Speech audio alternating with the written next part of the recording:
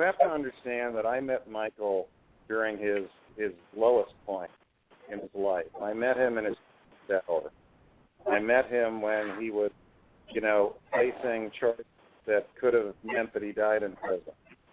And the charges were very disturbing. Being charged with child molestation is worse than being charged with murder. It's just a horrible, horrible allegation. And he wasn't only charged with child molestation, he was charged with providing alcohol to a cancer-stricken child to set him up for molestation. He was charged with conspiracy to falsely imprison a family, to abduct children, to commit criminal extortion. These were horrible allegations.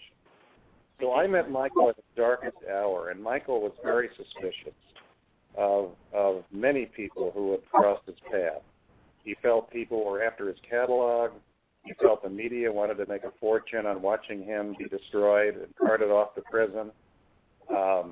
He was suspicious of many people who had crossed his path. I don't want to give a bunch of names, but the names were very numerous. He didn't know who to trust, who to turn to, who was behind this. He was very verbal that he thought Sony was involved, that he thought the effort was to get his catalog, and he had trouble trusting anyone. In the middle of the trial, he would call Susan Yu, my law partner, who was so important to this acquittal. I mean, she did all the hard work, all the analyzing documents, analyzing witness statements, and she helped me prepare to try this case like nobody could have, and we couldn't have acquitted him without her incredible work. And he would call her in the middle of the night, and he would call me then in the middle of the night, and he was crying, and he would say, you guys are doing so well, please don't let them pay you off. And I would say, Michael, what are you talking about? He said, I know they're going to offer you millions because they want me to go down, and they see that you're doing a great job, and Susan Yu is doing a great job, and they're going to pay you. I said, Michael, nobody's paying me a dime. This is not the kind of person I am.